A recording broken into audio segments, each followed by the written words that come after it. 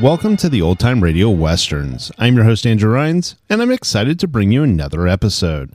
This is one of over 80 episodes released monthly for your enjoyment. You can find more Western shows at our website by going to OTRwesterns.com. Now, let's get into this episode. The Mutual Broadcasting System presents Sergeant Preston of the Yukon. It's Yukon King, swiftest and strongest lead dog of the Northwest, blazing the trail for Sergeant Preston of the Northwest Mounted Police in his relentless pursuit of lawbreakers. On King! On, you husky! Gold discovered in the Yukon. A stampede to the Klondike in the wild race for riches. Back to the days of the gold rush. With Sergeant Preston and his wonder dog, Yukon King, as they meet the challenge of the Yukon.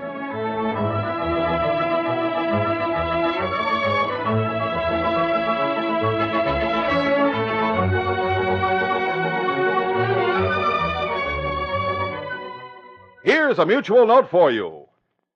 Every weekday afternoon at 5 o'clock over Mutual, it's time for the Children's Hour.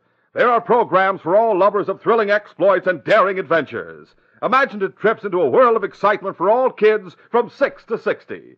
Cowboy heroes of today's and yesterday's Western rangeland gallop to deeds of stirring action. Their stories show the spirit of the men who braved the perils of the frontier and still fight to uphold justice.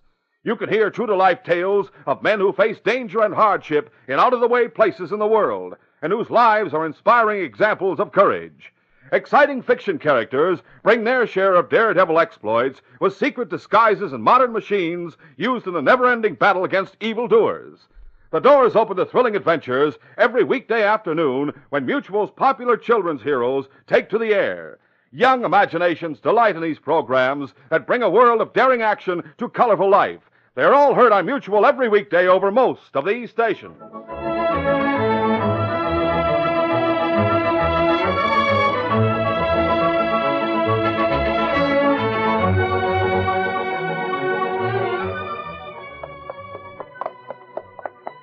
In the warm summer weather, Sergeant Preston was traveling on horseback with his great dog Yukon King running alongside. They were on the trail several miles from the town of Stewart when the sergeant noticed a thin stream of smoke rising from a cabin ahead. The cabin belonged to a friend of Preston's, a wealthy prospector named John LaRue. As the policeman watched, the smoke became more dense. It darkened and rose ominously against the sky. That cabin's on fire. Come on, Blackie. Go for it. As Preston neared the cabin, a heavy-set, red-headed man ran from the open door. The Mountie recognized him as Red Trigo, a trail robber and the head of a gang of petty thieves. Red carried a large canvas bag, and he was hurrying toward a ground-hitched horse nearby. When he saw Preston, he reached for his gun. Don't finish that draw. Whoa, Blackie, whoa. Easy. I'll take that gun. So you were planning to shoot me? No, I wouldn't have shot you. And why'd you make the play for your gun? Why, I lost my head. You see, my cabin's on fire. I'm trying to save my You gold. claim to own this cabin? Yeah. You're lying, Red. Well, you know me. That's right. Where's John LaRue? How do I know? If there's gold in that canvas bag, I think it's his. You can't prove that without LaRue say so. Is he inside that cabin? Why don't you go look? I intend to. First, I'll handcuff you. There. You can't make me go in that cabin with you. I'm going in alone. You think handcuffs will keep me here while you're inside? No, but King will see that you don't leave. Guard King, watch him, boy, understand? You better not try to make a break, Red. With King on the job, you haven't a chance. With that warning, Preston left his disarmed and handcuffed prisoner and hurried toward the cabin. As he entered the cabin, he caught the odor of coal oil that had been used to start the fire. Flames were concentrated at the far end of a single room. The bunk and wall above it were completely on fire, and the furniture nearby was blazing. On the floor near the flames, the sergeant saw John LaRue, wounded and unconscious. The prospector's clothing was beginning to burn. There was nothing with which to beat out the flames, so Preston ripped off his own tunic and used it to smother them. Then he wrapped the tunic around LaRue and dragged his friend toward the door. Outside, he found Red Trigo as he had left him. While King remained on guard, the sergeant treated LaRue's scalp wound. The unconscious man opened his eyes. Steady, John. My gold. Your gold's safe. I'll take it with us to town. Listen, Preston, let me explain. Save your explanation for the judge. You're under arrest for robbery and attempted murder. Look, Preston, I have friends. I know all about your friends. They're a pack of thieves. And sooner or later, they'll all land in jail. Keep an eye on him, King. Sergeant Preston examined the contents of the canvas sack Red Trigo had carried from the cabin. It held gold. The policeman placed it in his saddlebag. Then he helped John LaRue mount his horse. When he was in the saddle, the sergeant mounted behind him. All right, Trigo, hit the saddle. You'll ride ahead of us to town.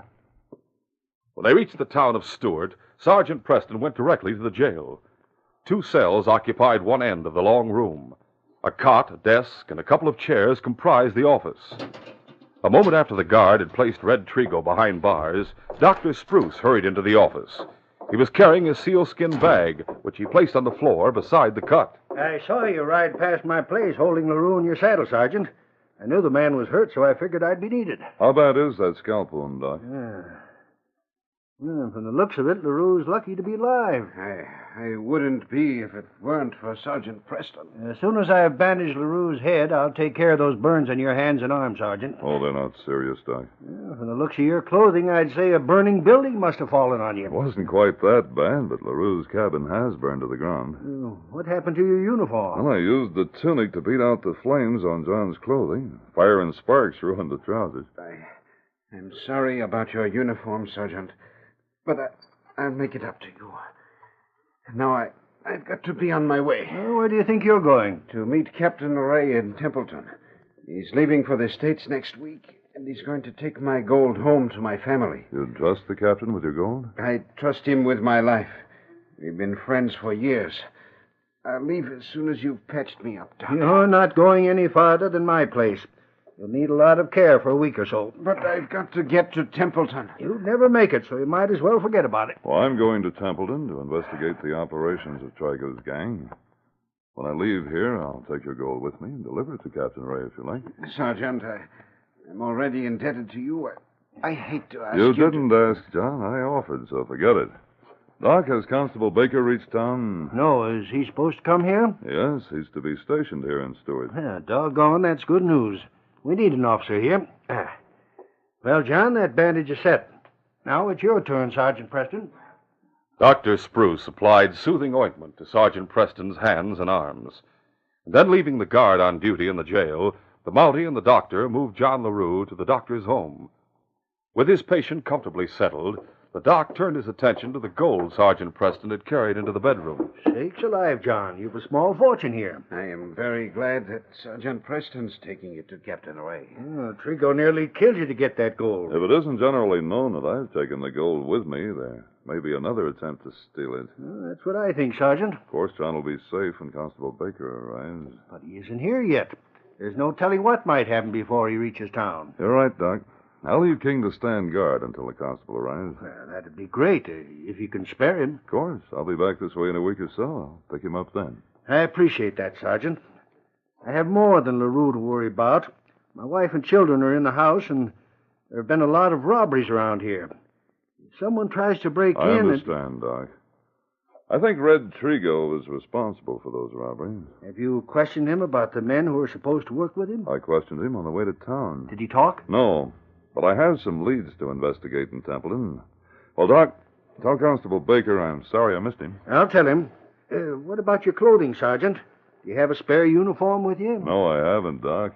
When I left Dawson, I didn't expect to be caught in a fire. We're about the same size. Maybe some of my clothes will fit you. Well, I plan to stop at the trading post long enough to buy some dungarees and a jacket. Oh, no need for that if I'm able to outfit you. I'll see what I have. Sergeant Preston left town wearing a borrowed jacket and trousers and carrying LaRue's gold in his saddlebag. Meanwhile, Constable Baker had arrived. With him was Constable Tom Diamond. When the two men learned that Sergeant Preston had been at Doc's house, they went there. King gave Baker a friendly welcome. Then he returned to the foot of John LaRue's bed, while Doc explained the day's events to the two policemen. Sergeant left King to stand guard. He didn't know how soon you'd arrive, Constable. My orders were changed in Dawson. That's why I was delayed, Doc. Constable Diamond is to stay here. That's right, Doctor. Then you'll be based here, Constable? Yes. What about you, Baker? I have orders to join Preston. Oh, I see. If Constable Diamond's to stay in town, we'll not need King, Doc. Oh, that's right, John. I hadn't thought of that. I'll take King with me. Perhaps we'll be able to overtake Preston before he reaches Templeton. You like that idea, huh, King? Oh, well, we'll leave right away, boy. Constable Baker mounted his horse and left, taking the great dog King with him. Constable Diamond went to the hotel in town and rented a room. Then he began his rounds. He checked the cafes and gambling halls, introduced himself to a number of townsmen. It was nearly dark when he returned to the jail to find the prisoner had escaped. Red had headed into the hills, traveling over ground that would show no hoofprints. Steady there, steady. As darkness fell, he spurred his stolen horse. Get up there. Move along. Get up. Sliding rocks were treacherous underfoot. The big gray horse tried to slow his pace to pick his way more carefully, but Red drove the animal hard to increase his speed. Come on there. Get up. And then suddenly the horse lost its footing. Man and horse spilled to the ground.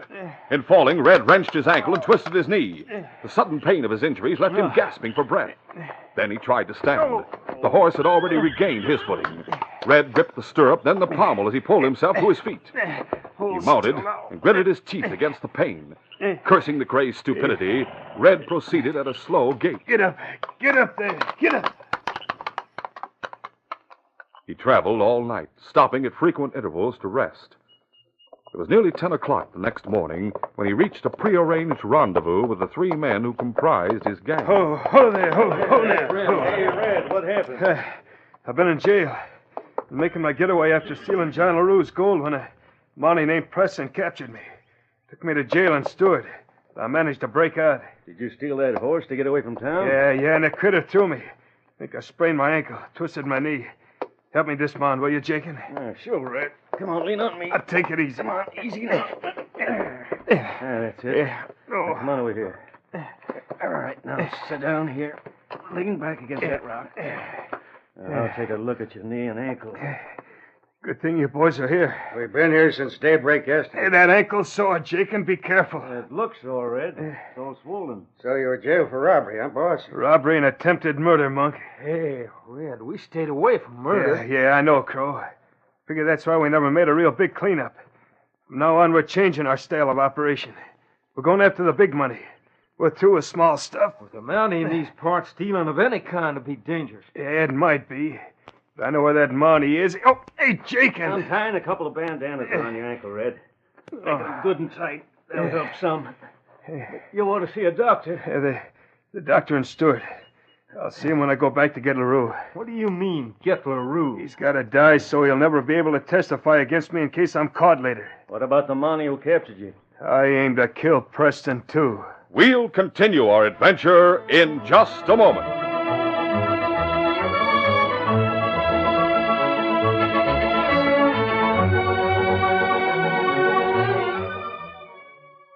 This year's outdoor vacationing season really begins next weekend. It's the Memorial Day holiday weekend, you know, and that means a lot of people will be taking advantage of an extra day off. So if you and your family are also planning an outing, here's something to remember. As you're driving along the highway or road, watch to see that no one in your car carelessly throws a lighted match or cigarette out the window. If you're out in the woods on a picnic or camping trip, keep a close watch on the campfire. And when you leave, pour water over the fire, stir it, then pour water over it again. This is important. If you're not careful, you may start a bad grass or forest fire.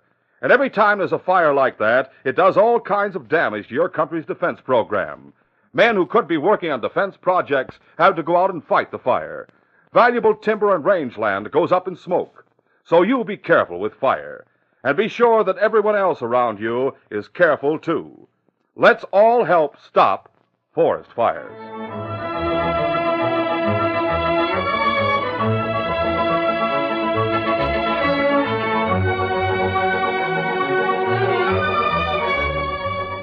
Now to continue. Red Trigo had announced his intention to kill Sergeant Preston and a prospector named John LaRue. What about LaRue's gold, Red? Monk Preston's taking it to Templeton. Planning to take it to a fellow named Ray. But the Mountie will be traveling alone, except for his dog, King. Monk, you and Crow are to head him off before he reaches Templeton. Get him and get that gold. How we know, Preston? Don't talk like a saphead, Crow. How many Mollies are in this part of the country? How do I know? I make it a point to steer clear of him. Look. You'll have a big husky named King with him. You'll have to move fast to overtake him before he reaches town. You take every shortcut to the main trail you can think of. How much of a start does he have? He left Stewart late yesterday afternoon, from what I heard. We'll have to travel hard to catch up to him. I know a couple of shortcuts that'll cut him off, Monk. Good. Remember, the gold he's carrying will be worth whatever it costs to get it. What about Jacob? He'll travel with me. Bad leg, I may need help. I'll help you reach town, Red, but I don't want any part of murder. I'll handle that myself, Jacob. And we'll come back here and I'll deal with Preston and his dog. You want us to bring Preston here? That's right. And save him for me. First, I'll put a bullet in that dog of his. Then I'll take care of the redcoat. Now get ready to hit the saddle. Right. Come on, Crow. Yeah. Red, how about something to eat before we start for Stewart? Good idea, Jacob. I'm plenty hungry. Red ate a cold meal. Then Jacob packed the gear and broke camp. As he was helped to the saddle, Red tried to ignore the throbbing pain of his swollen ankle and twisted knee. Well, how do you feel, Red? I don't know if I'll make it, Jacob. You want to stay here? No. I'm going after LaRue. I'll have to make the doc take care of my ankle and my knee. Well, whatever you say, Red. Get up. Come Get on, up. get up. Meanwhile, the man named Crow led Monk over several shortcuts that shaved miles from the distance to Templeton.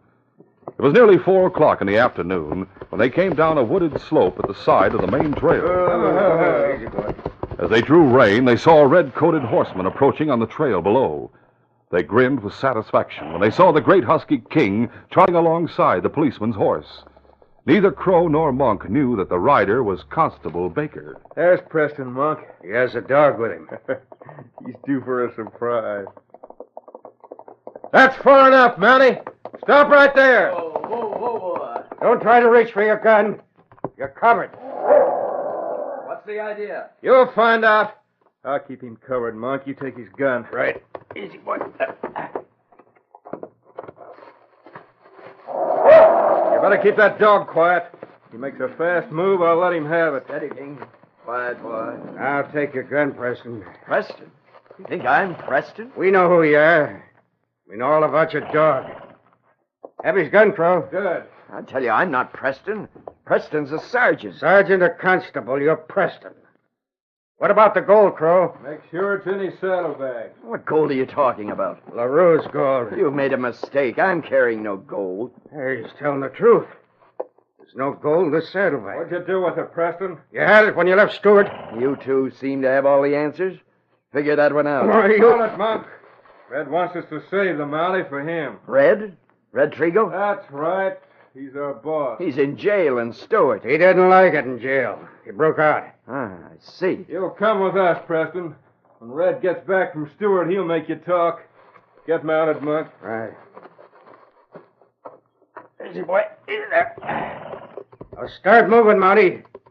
Try any fast moves and we'll let you have it. In spite of Red's orders. Get up. Get up there, boy. Get up. The great dog King had been waiting for an order to attack the men who held guns on Preston's friend Baker. When the order didn't come, King was perplexed. Now, as Baker turned off the trail to go with the two strangers, King realized that the constable was not going to join Preston. Baker's plans had apparently been changed, but King's had not. He turned and ran toward the underbrush beside the trail. Whoa! Crow, that dog, stop him! That's it, King. Keep going. Now, stop him! Crow was firing at a target he couldn't see, for King was hidden from view by the heavy growth of timber and brush bordering the trail. Bullets struck tree trunks and plowed into the ground without touching the mighty husky. When the men were no longer within earshot, King returned to the trail. With Preston's scent to guide him, he continued toward Templeton. In Templeton, Sergeant Preston had already turned John LaRue's gold over to Captain Ray at the steamship office. The Mountie had watched the captain lock the precious metal in an office strongbox. Then the two men had gone outside. Preston was about to leave the captain when he saw King racing toward him. Captain Ray watched in amazement as the husky leaped and jumped at his master. King! Why, King, old fellow, what are you doing here? Sergeant Preston, I thought you said you'd left your dog in Stewart. I did, Captain Ray. Then what's he doing here? I don't know. Unless something's gone wrong and King's come to me for help. Do you figure my friend LaRoe's in more trouble? I hope not, Captain, but I'll soon know for sure. You're going back to Stewart? Yes, goodbye and good luck. Thanks, Sergeant. The same to you. And tell John I'll be sure his gold reaches his family. I'll do that. Come along, King. Like he's waiting at the hitch rail, we'll get him and go back to Stewart. Sergeant Preston mounted and rode hard over the trail he had recently covered. He continued his journey long after darkness fell, pausing only long enough to rest his horse and eat a light meal. At midnight, he was still in the saddle. The brilliant moonlight made travel easy.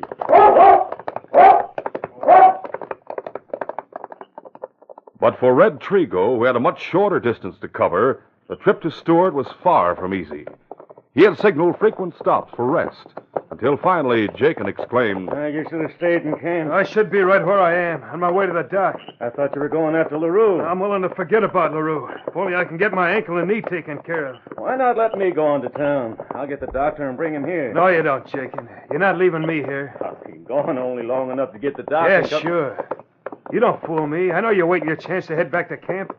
You and the boys will split the gold Preston had and clear out. You're wrong, Red. I never thought that. Ho there. What are you stopping for? Hey, what's the idea of pulling a gun? Hand over your hardware. Red, you must be local. I want to make sure you do things my way. Without your gun, there'll be no argument. I hand it over, I'll bust her with a bullet. All right, Red, you have me covered. Yeah, that's better. Now remember, Jakin, I'll be watching you.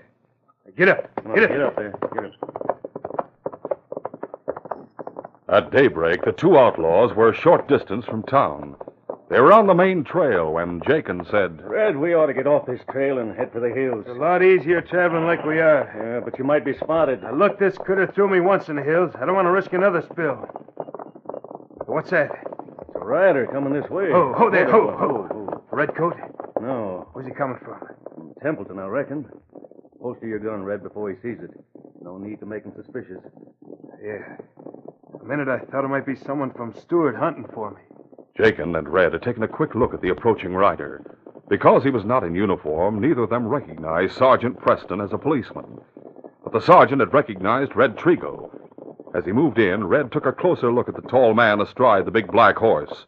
But by that time, it was too late to act. Preston! Don't reach for your guns, Trigo. Jakin, do something. Get him. I can't get him, you jughead. You took my gun. You're both covered. Don't shoot, Preston. I've been hurt. On guard, King. You two keep your hands up while I disarm you. Easy, Blackie. Come on, boy. You're Preston, the Mountie? That's right. My boys were going to meet you. I don't know where your boys were going, but you and your pal are going to jail. When we're there, I'll ask some questions about the rest of your gang. I'll get moving. The trip to Stewart was a slow one. For Red, it was sheer torture. And for Jakin, every inch of the way added to his bitterness. Jakin blamed Red for his capture. By the time they reached the jail in town, the outlaw was beside himself with rage and resentment. The doctor treated Red's ankle and knee, while Constable Diamond explained to Preston how Baker had left town with King. As Red Trigo lay on the cot in one cell, Jakin gripped the bar door of the other one, listening to the conversation. I don't know why King would leave Baker. Baker may be in trouble. Where was Constable Baker heading? He was on his way to Templeton. With that dog? That's right, Jakin. Oh, I know what happened. Monk and Crow would have stopped you, Preston. Get the gold you had. Shut up, Jakin. Why should I shut up? It's your fault I'm in here. Now I'm going to make it easy for myself by helping the law. Oh, you dirty double-crosser. I didn't see Monk or Crow on my way to Templeton. No, but Baker was traveling with your dog. He was in uniform. Maybe the boys got the wrong man. I said shut up. Scott. Baker's been captured. Where is he? Probably in camp. I'll tell you how to get there.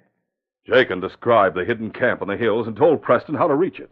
Then the sergeant said, Thanks, Jakin. When I go on trial, tell the judge I helped you. If I could get through these bars, you wouldn't live to go on trial. Quiet, Red. Jakin, if you've told the truth, you may count on it. Come along, King. You want me to go with you, Sergeant? Stay here and see that Red doesn't break jail again, Tom. I'll stand guard myself. He'll not escape this time, I promise you. Just a minute, Sergeant. Are you going to that camp? Yes, Doc? Sergeant, two of Trigo's men are there. Baker may be there, too, Doc. I hope he's still alive. Easy, Blackie. But it may be a trap. I'll have to take that chance. Got it, Blackie. Come on,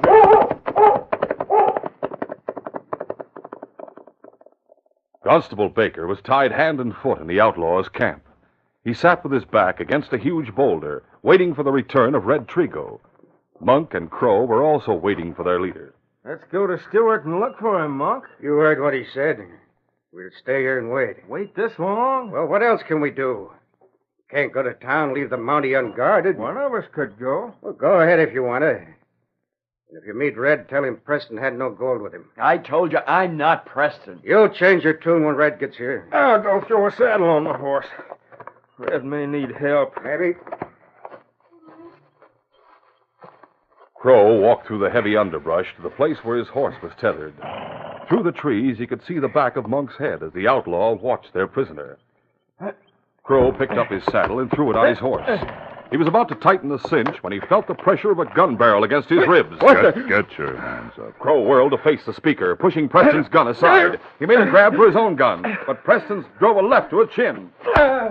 Crow fell to the ground unconscious. I'll disarm him. Put the cuffs on him, King. And you stand guard, boy, while I go after his partner.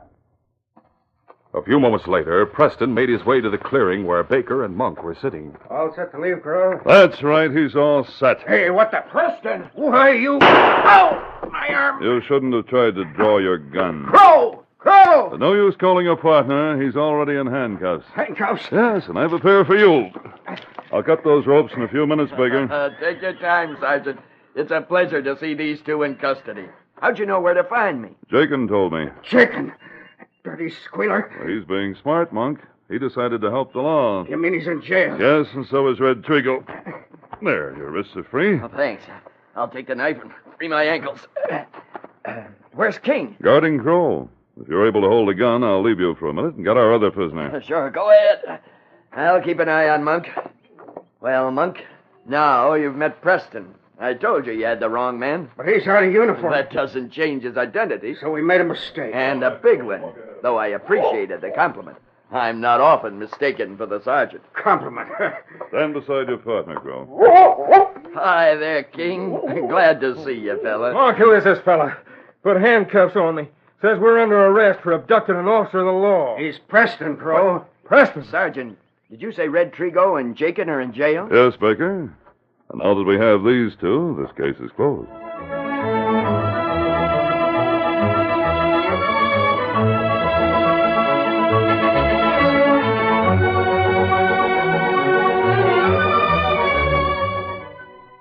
Sergeant Preston will return in just a moment with a word about our next exciting adventure. Here's a mutual note for you. For super quick action crammed mystery adventure, hear Nick Carter, Master Detective, this Sunday over most of these stations. Nick Carter is part of Mutual's lineup of Sunday shows that are tops in imaginative listening to suit everyone. Since 1886, when the first Nick Carter story was printed and sold to the general public, this famous fiction sleuth has delighted and amused his faithful fans. In his radio adventures, heard over Mutual since 1942, he has become one of the nation's great favorites. And despite his long history, Nick Carter is outstanding as a modern-day detective. Every Sunday, when you join Nick Carter, you set out on an exciting trail of clues and deductions, of action and suspense which reach the heights of the mysterious. Nick Carter's trigger-fast mind provides his listeners with a challenging opportunity to match wits with a master detective who solves crime bafflers with polished ease. For suspense and thrills, to relax with a good mystery, hear Nick Carter, Master Detective, this Sunday over most of these stations.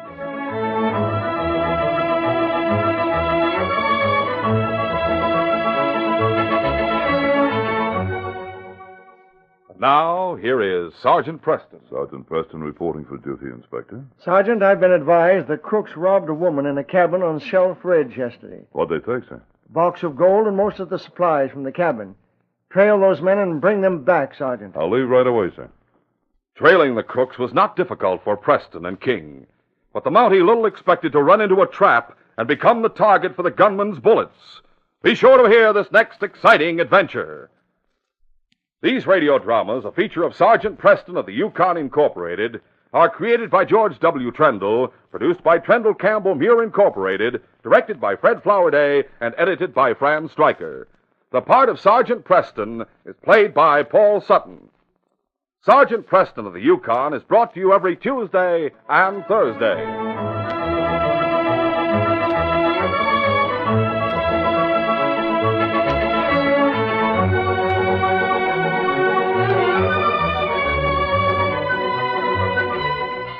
This This is J. Michael wishing you goodbye and good luck until Thursday.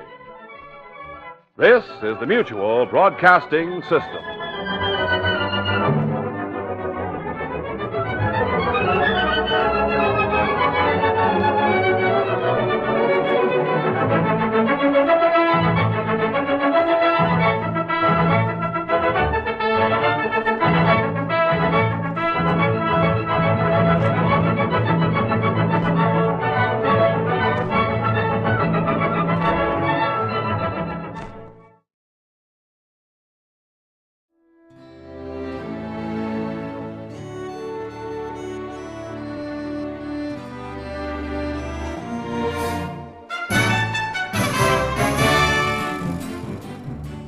This has been a presentation of OTRWesterns.com, and we hope you enjoyed. Please take some time to like and rate this episode within your favorite podcast application. Follow us on Facebook by going to OTRWesterns.com/Facebook, and subscribe to our YouTube channel by going to OTRWesterns.com/YouTube.